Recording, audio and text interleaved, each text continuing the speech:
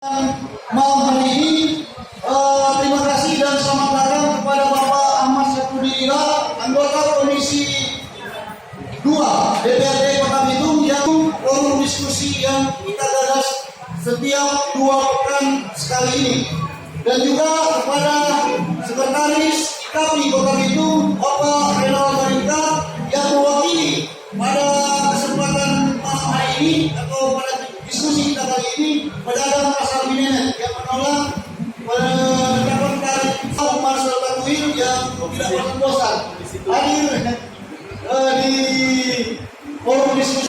Kita ingin menanyakan ke Perumda Pasar, kenapa ada penolakan pedagang terkait aturan yang sampai kegiatan ini kita mulai. Beliau mengkonfirmasi masih ada kegiatan lain, maka kami akan memberikan kesempatan kepada perwakilan pedagang yang kali ini diwakili oleh Sekretaris IKAPI Kota Bitung Bapak Renal Marinka untuk menjelaskan kenapa pedagang menolak ini. Kami persilakan Pak Renal. Bapak sekalian, Bapak Ibu, pertama-tama yang saya hormati ini ada Pak Acok ini, anggota Dewan kita Komisi 2. Sebenarnya kalau bisa saya sampaikan, tema kita pada malam hari ini perlu dipertegas sebenarnya. Kalau sesuai dengan flyer yang saya lihat, yaitu tentang sewa lahan. Sebab nanti ada perbedaan pengertian di sini antara sewa lahan atau sewa kios. Yang mana yang sebenarnya yang benar? Nah, kalau kita mengacu kepada sewa lahan, berarti kalau khusus pasar Binenet, kita mengetahui bersama bahwa soal lahan yang ada di pasar Binenet ini kan masih bermasalah secara hukum. Jadi kami terus terang dari pedagang menolak karena apa? Pertama, status hukum daripada persoalan lahan ini belum selesai. Jadi itu yang menjadi landasan sebenarnya kenapa kami menolak. Kalau soal tarif yang ditentukan yang dilakukan oleh pihak Perumda Pasar itu adalah sewa kios atau sewa lapak namanya. Daerah Pasar Kota Bitung dan mengalihkan ke pihak lain dengan tidak menuntut ganti rugi dalam bentuk apapun apabila saya melanggar ketentuan ini. Ini lucu, saya tidak mau isi, Pak. Ini yang jadi syarat ketika saya harus mendapati dokumen fasilitas pas ini. Saya bilang, ini bagaimana ini? Orang mau isi ini, kontoran diikat dengan aturan-aturan seperti ini. Di sini juga dibilang, jika dalam 14 hari berturut-turut tidak melakukan aktivitas pasar oleh pedagang, maka fasilitas pasar itu akan diambil dan ditertibkan oleh Perumda Pasar. Kalau kita pedagang contoh 14 hari sudah tidak jual, dorang bisa ambil itu. Ini kita bilang apa-apaan ini cara-cara. Terus disuruh tanda tangan di atas meterai, ini jadi syarat keluar tolong dokumen. Saya bilang saya tidak mau tanda tangan ini. Ini sama dengan menjebak 4 orang ini. Apalagi terus terang kita bilang persoalan di pasar Binenet Pak agak unik, beda, karena ada persoalan lahan di samping saya terus terang 2018 ini sudah ada namanya Perumda Pasar. Cuma yang saya heran, sudah diikuti dengan Perwako 55 tentang fungsi tugas tanggung jawab daripada Perumda Pasar. Tapi yang saya heran, tidak pernah ada sejak 2018 yang namanya Perumda Pasar. Tidak pernah dieksekusi organisasinya. Wali kota zaman Pak Lomban tidak pernah mengeluarkan SK Dewan Direksi dan Dewan Pengawas. Ada apa? Ini kan tanda tanya. Saya coba mencari informasi sebenarnya. Saya sudah berapa kali sampaikan ke Pak Acok, saya bilang, ada apa sih sebenarnya? Sebenarnya Perda Pendirian Perumda Pasar ini sudah ada sejak 2018. Diikuti dengan di tahun yang sama sudah ada Perwako 55. Tetapi di tahun yang sama masih belum ada organisasinya. Nanti ketika pemerintahan berpindah, langsung ada itu Perumda Pasar. Saya pernah berbicara dengan beberapa narasumber tentang pasar, tentang kenapa sih di zaman itu perdanya sudah ada, hampir 3 tahun loh selisihnya, tidak ada perumda pasarnya. Kesimpulan yang saya bisa dapat dari beberapa birokrat menyatakan bahwa memang ketika perda itu sudah ada dan perwako sudah ada, memang kajiannya memang belum saatnya. Terutama yang jadi persoalan adalah aset daripada pasar ini belum jelas katanya. Yang aset yang sudah jelas yang pasar ini hanya sagrat. Artinya begini, tanah dan bangunan itu tidak bermasalah. Itu murni pemerintah punya. Tetapi contoh Girian, mana sih pasar pemerintah di situ? Fasilitasnya mana? Ya kan? Pasar Cita, mungkin nanti sekarang lah ada pembangunan Bitung Creative Center. Tidak tahu juga kalau status hukumnya sudah selesai di situ atau bagaimana. Apalagi pasar Minenet juga sama mirip-mirip daripada Girian. Nah, jadi saya melihat ini keberadaan perumda pasar apa terlalu dipaksakan ada atau bagaimana ini kok? Ya kan? Maaf ya kalau saya melihat dari sisi kacamata sebelah, saya lihat kok aduh, kita rasa bukan rahasia umum lagi kok siapa-siapa yang ada di dalam ini. DPRD Kota Bitung. Nah, saya sebelum ke Marcel dan ke penonton yang hadir, saya kembali ke Sekikapi. Kayaknya berat, Pak Sek, kalau perumda itu dibubarkan. Nah, kalau boleh, pedagang juga keluar dari pasar Minenet. Begitu kira-kira. Pak, pedagang apa? Seperti apa? Terima kasih. Jadi begini, kita mengetahui bahwa di pasar ini ketika ada perumda pasar, stakeholdernya ini bertambah. Sekarang jadi 3, dulu hanya 2. Sebab kita mengetahui bahwa stakeholder yang ada di pasar ini pertama adalah pemerintah yang diwakili oleh Pak Wali Kota ya sebagai KPM. Beliau adalah sebagai regulator dan fasilitator di pasar. Kedua, perumda pasar. Perumda pasar ini adalah sebagai operasi, pengelola, operator di pasar. Ya. Dan ketiga kita adalah pedagang. Pedagang ini adalah user di pasar. Nah, jadi sebenarnya bagaimana ketiga komponen ini harus bersinergi, baik, ya, supaya terciptalah satu harmonisasi yang baik, termasuk regulasi dan pelaksanaan di lapangan. Ya. Sebab kita bilang sebagus-bagusnya pasar juga kalau nggak ada pedagang percuma, Pak. Betul. Iya. Iya. Orangnya IKP, ada banyak IKP di Jawa, orang bisa bikin pasar sendiri, orang kelola sendiri. Iya. Artinya begini, kalau jangan pemerintah juga merasa diri paling benar, paling baik, apalagi ketika ada perumda. Memang izin Pak Cok, memang beberapa kali saya menyikapi ini keberadaan perumda pasar. Dengan dia pejabat sementara di operasional perumda pasar, Bung Michael Yakobus di grup diskusi kita di Kota Bitung, saya hanya mengutip apa kata beliau bahwa pedagang yang berkeluar itu yang justru malas membayar. Nah, menurut Pak Remon seperti apa? Apa betul itu yang ribut-ribut malas membayar iuran, malas bayar sewa, seperti apa itu? Kalau saya pribadi, karena memang saya tidak urus dokumen, jadi memang saya tidak mau bayar. Tetapi saya tidak tahu kalau yang lain. Kalau saya pribadi, karena memang saya tidak ada dokumen memang. Karena saya tidak ada dokumen, ya kita tidak pernah bayar. Dan mereka juga tidak pernah nagih ke saya kok, tidak pernah datang nagih. Jadi saya diam-diam juga, tidak ditagih. Iya, tetapi saya nggak tahu ke yang lain. Berarti banyak di sini. Jadi kalau bilang saya berkoar-koar karena saya tidak bayar, memang saya tidak urus kok. Karena Assalamualaikum warahmatullahi wabarakatuh. Selamat malam, salam sejahtera bagi kita sekalian. Shalom.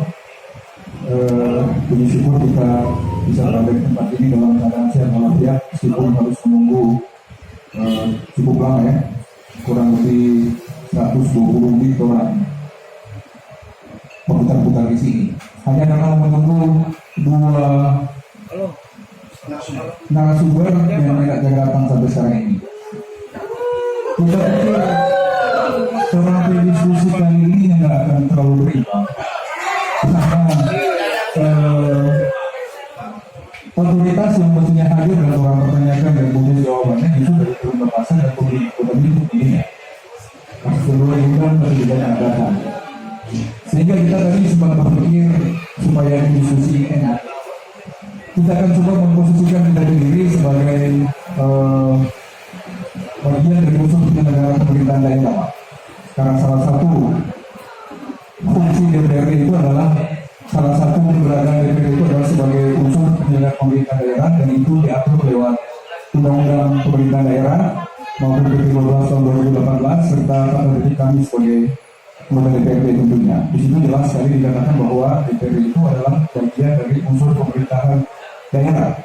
Sehingga karena bagian dari unsur pemerintahan daerah ini, kita akan memposisikan juga. Kita orang bilang DPRD itu adalah mitra kerja pemerintah, mitra kerja wali kota.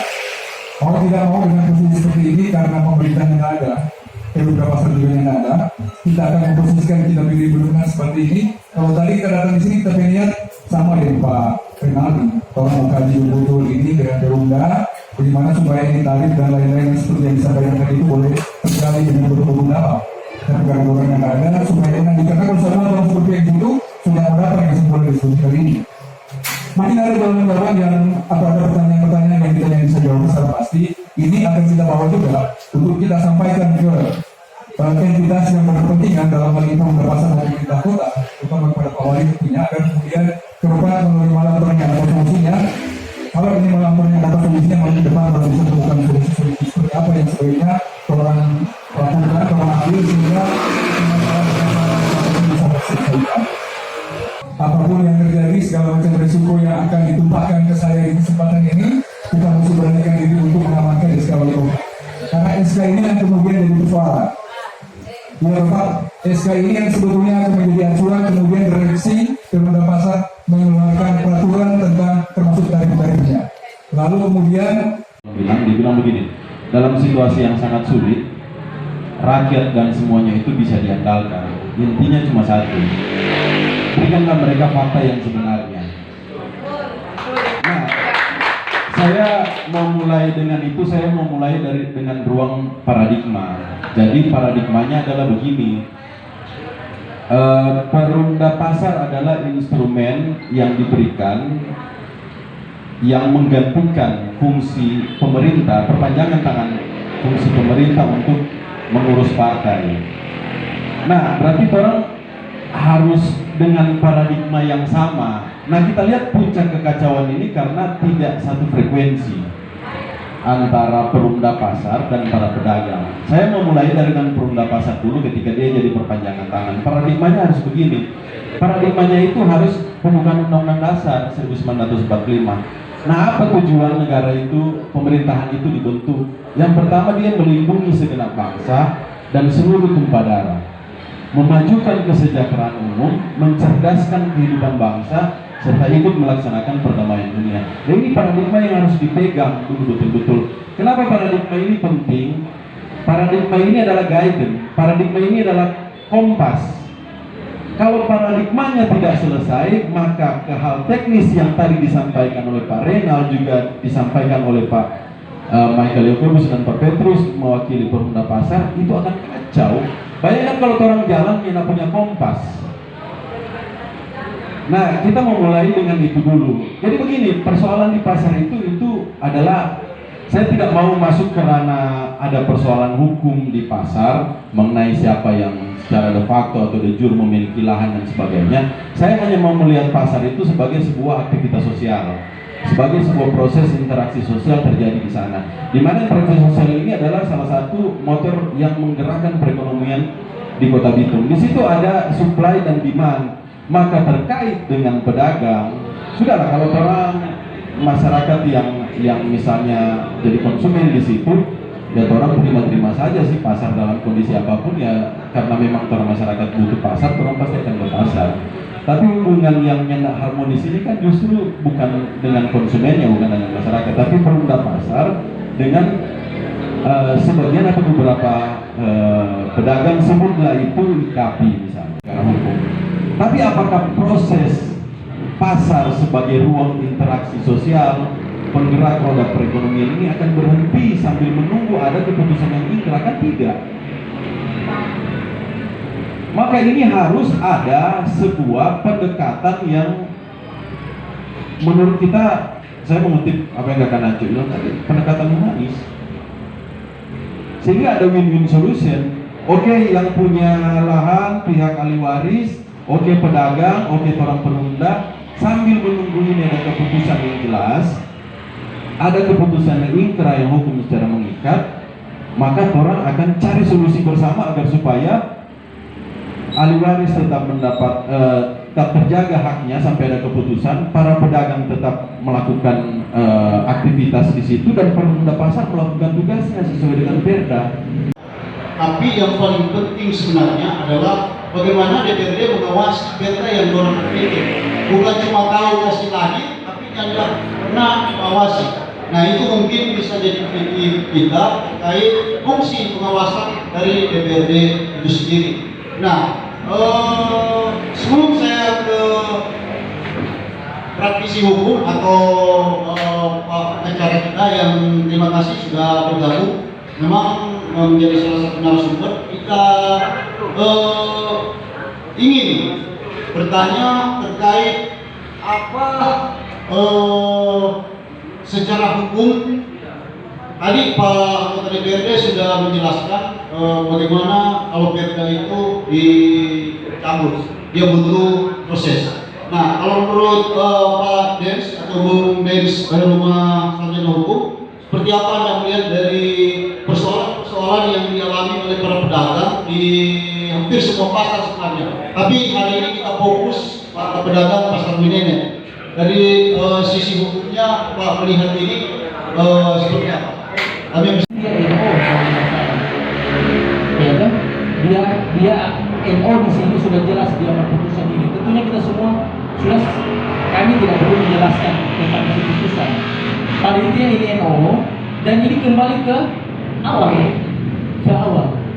Kalau menurut informasi, menurut informasi bahwa itu ahli waris yang awal yang mengelola. Nah, berarti ada korelasi, ada hubungan dari alasan kenapa para pedagang tidak mau untuk menolak tarif sewa ini, karena mereka pedagang-pedagang ini minta maaf Pak, pedagang ini bukan pedagang zaman dulu yang bisa dibodohi. Pedagang sekarang lewat beberapa organisasi baik APSI, baik IKAPI itu sudah mulai pintar Pak, sudah mulai pintar. Jangan bodohi lagi nih para pedagang. Undang-Undang Dasar 45 yang kalau kita hubungkan dengan tema saat ini adalah pedagang menolak tarif sewa lahan pasar Minene. Nah, yang menuntut ataupun tarif ini apa? Apakah terus sepakat dulu? Apakah pemerintah atau non pemerintah? Pemerintah atau bukan pemerintah atau swasta? Kalau pemerintah, kalau seandainya pemerintah, dia harus paham benar dulu di pasal 33 ini. Ya, dia hanya bisa menguasai, dan DP tujuan bukan untuk pemerintah sebenarnya, untuk kemakmuran rakyat. Sekarang, kenapa jadi pertanyaan buat kalian semua? Kenapa rakyat khususnya para pedagang menolak tarif sewa? Kenapa? Berarti kan ada alasan yang bukan alasan yang mengada-ngada buat saya mungkin. Gitu. Alasan yang sangat jelas tentunya pertama mungkin tarif yang ditentukan itu mungkin sudah melebihi kemampuan para pedagang. Kasihan pedagang yang notabene hidup di pasar dari pagi sampai pagi, gitu. Karena kita juga orang pasar Minene kan, orang Minene. Jadi saya lihat para pedagang yang luar biasa berjuang. Ya. Dan pada intinya di sini bahwa kita kembali lihat lagi selain faktor tadi, tentunya status kepemilikan lahan. Kalau di sudut pandang hukum, status kepemilikan lahan di rekening siapa pemilik lahan.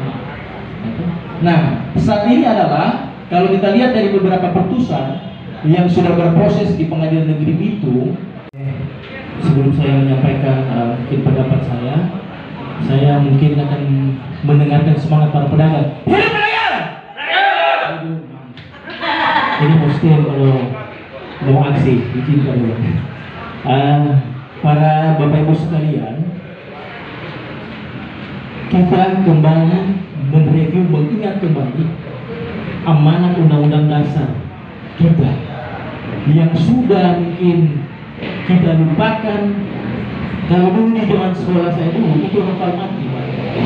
Nah, kembali saya akan bacakan kepada dan ingatkan kepada kita semua, pasal 33 ayat 3 Undang-Undang 45 menyebutkan bahwa bumi, air, ruang angkasa termasuk kekayaan alam yang terkandung di dalamnya dikuasai oleh negara.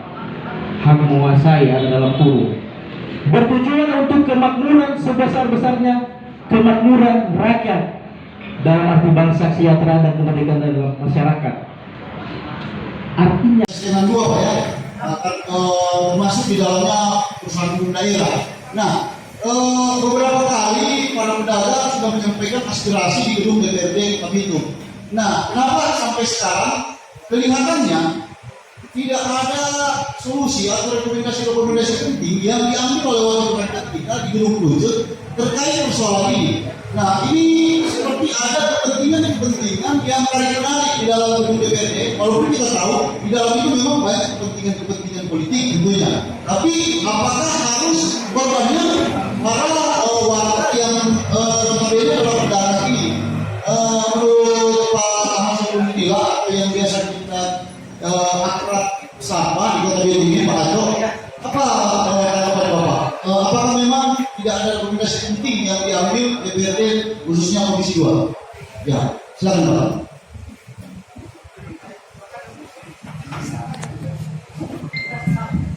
Terima kasih Pak Arham. Yang pertama kita mau apresiasi dulu ya apa yang disampaikan oleh teman-teman tadi, bahwa kita bukan sama dengan Bapak sekalian berharap ada organisasi yang mau menaungi para pedagang agar kemudian hak-haknya sebagai pedagang itu bisa terlindungi. Kenapa begitu? Karena kita juga seorang pedagang semuanya. Latar belakang kita sama-sama berdiri pasar diri di Pais. Jadi sebelum jadi anggota DPR kita pasti waktu di pasar sampai dapat begitu itu, tapi setelah jadi anggota DPR kita jual ulang Pak. Kenapa bukan? Karena sudah mampu membayar cicilan. Justru kita pedagang masih mampu membayar cicilan.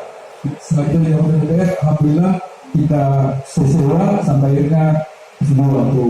Tapi insya Allah kalau sudah jadi anggota DPR kita akan kembali ke kita habitat awal sebagai seorang pedagang di pasar diri yang sama-sama di Pais dulu, orang mengamu dulu di pasar diri yang Pais sama teman perjuangan dulu.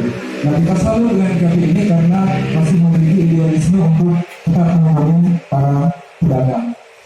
Bapak Ibu saudara sekalian, dari masukan-masukan tadi kita cuma mau bilang memang kita sebagai anggota DPRD, anggota Komisi 2 ingin terus mendorong supaya harus ada dialog yang terus-menerus, keterbukaan yang terus-menerus antara IKP tentunya dengan pihak pengelola pasar ini Perumda Pasar. Kita selalu sekali lagi teman-teman di IKP mau melindungi pedagang pasar. Tapi kalau ini ada di perlu, jangan orang berpihak kepada pedagang ini kemudian jadi bagian untuk konfrontir dengan Perumda Pasar. Kalau soal ada niat seperti ini, yang akan pernah ada solusi terbaik di pasar, bagi pasar dunia. Maka mau tidak mau keberpihakan. Kemudian LSM kita di sini ada Bung Dharma Baginda. Kita ingin meminta tanggapan beliau, pandangannya seperti apa melihat persoalan-persoalan yang dialami oleh para pedagang di Kota Bitung. Kami persilakan. Kalau mau berjuang, berjuang betul-betul. Kalau berjuang, maju gong sedang panci. Kalau beralih, apalagi pengacara lebih aksi, maju itu. Dan usahakan, sekali lagi diusahakan jangan sampai orang mau menghina itu pemerintah. So salah itu kawan. Biar nggak mau jawab apapun, kalau nggak menghina itu pemerintah tetap salah. Karena pemerintah itu wakil Allah. Ya, itu. Mana itu dosen? Dosen siapa itu? Itu DPR itu. Besok, kalau kapan jangan bikin diskusi ini kalau yang ada seperti perubahan. Percuma dari sisi hukum berbicara, percuma relasi mau akan dari segi regulasi. So percuma itu kita selalu mendengar itu. Jadi DPR kata kunci dorong mesti hadir di Perumda. Percuma kalau mau bicara sampai pagi. Bilang apa yang bilang percuma. Kalau ini trompet Pak yang punya ini yang orang ini siapa ini wartawan ini siapa? Yang pernah kayak dialog ini di judul rumah kita. Dia kedua kok itu belakang dulu. Ini cuma yang bertanya. Kok TVRI? Mana dia? Pak Alamsa. Betul kan? Masih hidup biasa. Siapa banyak bertanya ini? Ya, jadi menurut Dharma, tanggapannya melihat kondisi pedagang ini seperti apa? Ini pedagang ini kok pelaku. Orang adalah yang ditengok maju, kali mundur. Saya sebagai takut. Kita berada langsung di pasar. Kalau misalnya, mana tuh Haji Sadra? Haji Sadra, Desia, mana tiga kan? Cuma mana tiga tuh kuat-kuat. Itu lain mana? Jangan ada. Cuma mana tiga ini tuh. Hampir dia bakal di pasar. Sosial atau di sini, kita ada di situ kuat. Bakso ada di situ, nyala aja. Kita ada di situ. Mana tuh Haji Sadra itu? Ya hampir bakal. Itu respect lah. Halo, itu ketua asli bicara di lapangan kok. Jangan cuma bicara. Kita ada di situ. Moderator, Saya dari tadi semua pulang pergi sebenarnya. Teman-teman kita memberi kesempatan. Saya bilang jam pulang kita dapat. Ini Bung Ri lagi ini selama kenal beliau ini Rabu Budi. Kita sama-sama di dia dulu berjuang. Saya tahu itu. Dari DP kios sudah bongkar kita ada di situ. Cuma kalah Pak di Rabu Putih ini cuma sampai di situ dia. Coba betul tak? Tidak ada realisasi. Kalah. Kalau saya akan melendong kalah. Kalau saya cerita kalah. Kita bilang kita dah pilih Pak MJL. Mana ya lu? Dah pilih Pak MJL. PI kita lalu kita di Marcel sama Baco kuning kita dengan punya cara sama jaga rapat Pak MJL yang sama kita tahu jadi percuma kalau mau bicara hari ini kalau nyala Perunda sama dia pegang berjago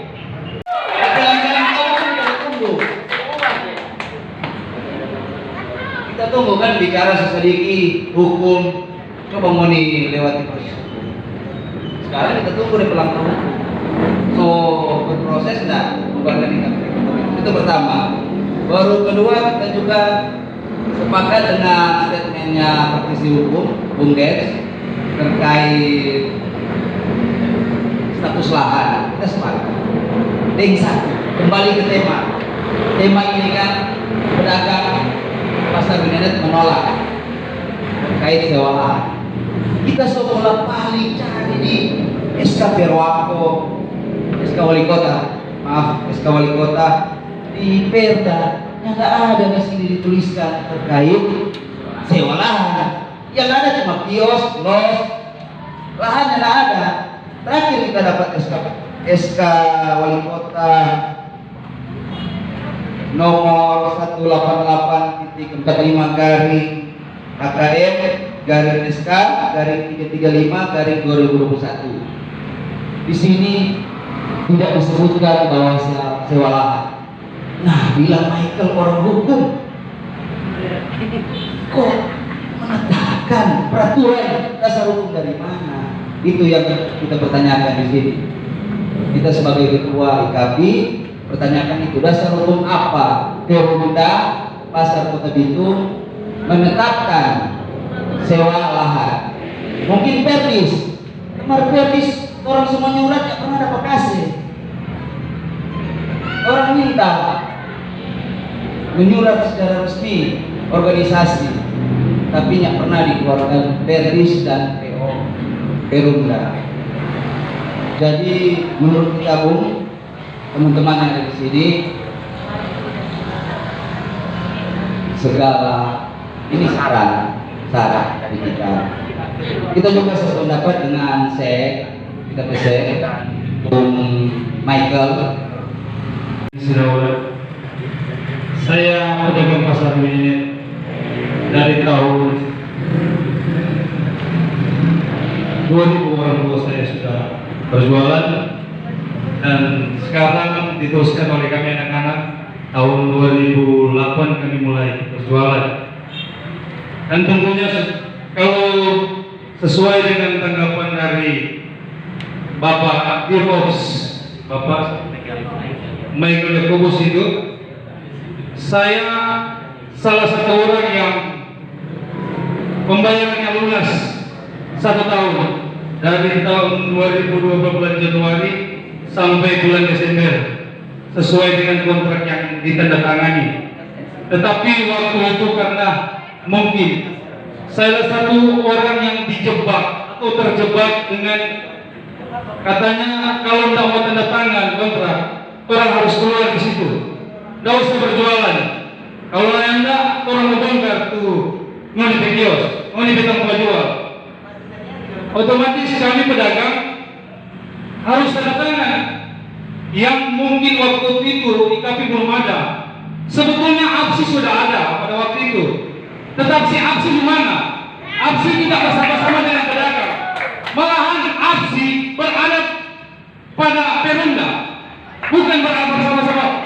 Padahal APSI itu sebenarnya Asosiasi Pedagang Pasar seluruh Indonesia, tetapi si APSI tidak bersama-sama dengan pedagang pada waktu itu. Malahan mereka menyuruh mengusir. Mereka bersama-sama dengan Perumda, dengan Pamong Praja, mengusir kami para pedagang yang ada. Otomatis kami semua yang ada di pasar takut, karena kami di situ mencari makan. Kalau jangan musuh, kami mencari makan di mana? Itu sebabnya kami waktu itu tanda tangan. Kalau bukan mungkin dengan paksaan seperti itu. Sebenarnya kalau orang datang secara baik-baik, secara istilahnya humanis, datang dengan bikin rapat, karena waktu sebelum dipegang oleh Perumda, waktu belum masih dipegang oleh Dinas Perdagangan, salah satu pedagang yang ada di Pasar ini yang turut jadi korban pembongkaran dari Perumda yang dipegang dari direksi yang kemarin. Jadi saya mau klarifikasi dan meluruskan apa pernyataan dari Pak Michael Yakobus kemarin, bahwa ada pakuan di Pasar Union itu orang yang tidak pernah mau membayar DP kewajiban dalam DPH. Saya salah satu Pak pedagang menyatakan sikap bahwa saya tidak pernah tidak mau membayar dari Perumda. Dari mulai saya berdagang di Pasar Union dari tahun 2015 sampai sekarang, yang pertama dipegang dari dinas pasar atau dinas perdagangan, saya tidak pernah membayar, Pak. Dengan bukti pada bulan Maret 2022 saya membawa berkas ke sana untuk membayar sebagai kewajiban saya, tapi itu ditolak oleh 3 direksi, katanya mau rapat revisi lagi. Pada bulan Mei 2022 saya datang lagi membawa surat saya untuk membayar kewajiban saya, itu pun ditolak. Itu kalau saya mempertanggungjawabkan, pada waktu pertama saya bawa berkas saya itu, saya didampingi oleh Dinas Perdagangan, salah satu dari Pak Jiri Wenas, mantan Kepala Pasar, yang kedua Bapak Hengki Sumlang. Saya didampingi ke Perumda itu untuk membawa kewajiban saya, tapi ditolak dari direksi lama. Yang saya pertanyakan, apa ada sesuatu di dalam situ sampai berkas saya ditolak. Baru yang kedua pada bulan Mei itu saya bawa lagi, saya didampingi dari Walpri untuk membayar tanggung jawab saya itu lagi katanya ada rapat revisi lagi. Jadi saya pertanyakan, ada apa sebenarnya ini? Jadi kenapa kami media selalu membawa berkas untuk dibayar selalu ditolak? Itu pertanyaan saya, Pak. Terima kasih banyak. Kami buat semua, kalau boleh orang sedikit bicara tapi banyak berbuat. Sedikit bicara tapi banyak berbuat. Nah, kita mengutip satu kata yang kita tulis di sini. Ada 2 pilihan untuk hidup di pagi hari: kembali tidur untuk melanjutkan mimpi, atau bangun tidur untuk mewujudkan mimpi. Artinya orang ini jangan jadi orang kayak ini kan suatu hayalan, suatu impian. Apakah impian ini akan berdampak seperti apa? Entah dalam kerangka konstruktif dan solutif kita rasanya tidak apa-apa. Yang penting tidak bagus saling orang, bagus saling cungkil. Itu kan DPI. Itu komunikasi yang tidak akan pernah berhenti antara pedagang dengan Perumda, yang selalu berdialog terus, jadi jangan bosan-bosan untuk berdialog, untuk mencari solusi. Para pedagang saya sangat optimis, mereka pasti akan sangat senang untuk berdialog, karena kalau tidak mungkin mereka hadir pada saat ini. Mereka pasti sangat suka berdialog, dan pemerintah pasar ya kalau turun berdialog ya memang harus lebih banyak mendengarkan apa yang menjadi keluhan daripada para pedagang, karena bukan kebetulan Tuhan menciptakan itu dua telinga daripada mulut yang cuma satu. Jadi jangan kita lupakan tujuan kita bernegara, bahwa para pemimpin berasal dari rakyat dan bukan berada di atas rakyat. Insinyur Soekarno. Sampai jumpa di diskusi berikut di kota Bitung, forum diskusi terhangat di kota kita. Sampai jumpa, selamat malam, assalamualaikum warahmatullahi wabarakatuh. Salam sejahtera untuk kita sekalian.